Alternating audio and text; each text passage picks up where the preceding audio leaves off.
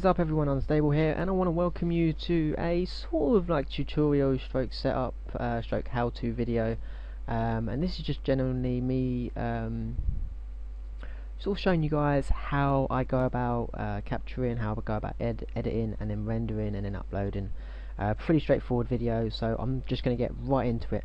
So the first things first is that I use a HD PVR. Now it's not hooked up, so you're not going to see exactly what I would normally see. But the program I use is called Total Media Extreme, and the whole purpose of that's basically the capture device. And as you can see here, this is what normally happens. This is what opens up, and then I go to record video. When I do that, I then get this up here. As you can see, I've already pre-opened them because they take fucking ages to open up.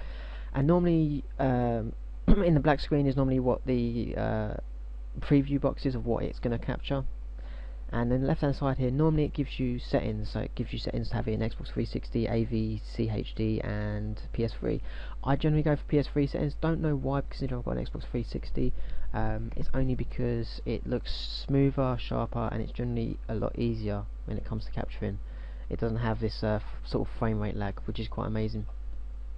So yeah, that's how I go about capturing, and then obviously I select the folder I want it to go to, click out of both of these, should be quick enough, and it goes into whichever selected folder. Now I've got quite a few folders, you can see. These three are specifically for just one series I've got going at the moment, but it's generally mostly all of these. Let's just move these about. So then comes the difficult part, sort of. I then have to sort of edit and render them out. Now this is the layout it goes by here. This is Pinnacle Studios Ultimate Collection, or Pinnacle Studio 15 Ultimate Collection, should I say. And you've got your basic here, you've got your timeline, your video timeline, your audio timeline that syncs with the video, and then you've got your title timeline, your this is soundtrack timeline, and then you've got your music track timeline. So pretty good stuff. Then obviously you've got the make move. This is the make movie section. I've got the edit section there, which gives me all the shit to go by, but you've got different file types. Look at how many file types you can have, unbelievable. I normally do MPEG-4, it's easy and it's compatible with pretty much everything. And you've got your presets as well. Normally it's HD 720 is what I go for. Sometimes I bop it up to HD 1080p, but it all depends on whether I can be asked to render out, because obviously if I do HD 1080p, doubles the size of the file, pain in the ass. This is just some random saved video that I have. I've no idea what it is, so don't ask me to tell you what the fuck it is. It's also got the markers. I use the markers quite a lot. Normally if I'm doing, because obviously I wouldn't render out a video of this size because it'd take too long. Normally I split it into probably about 5 or 6 videos. So I would use markers, and basically that means I can go from render out from marker at the beginning to marker 1, and then it will just basically split the video up, going from 1 to 2, 2 to 3, 3 to 4, all the way to the very end. Once I've done that, once it's all rendered out, it goes to the folder that I have assigned to it to go to when it's finished rendering, which is this one. Nope, I lie. It's this one. Completed vids for upload. This is where all my rendered out videos go to. As you can see, not got many in there at the moment because I've been re-rendering a lot of videos lately, so I deleted a load to create space. And after that, literally, I then upload to YouTube, and it's pretty much bog standard shit, to be honest with you. It's not too easy. What I'm using to capture this, what you're seeing now, is Camtasia Studio 7. I've not long got it, so I'm just getting used to its little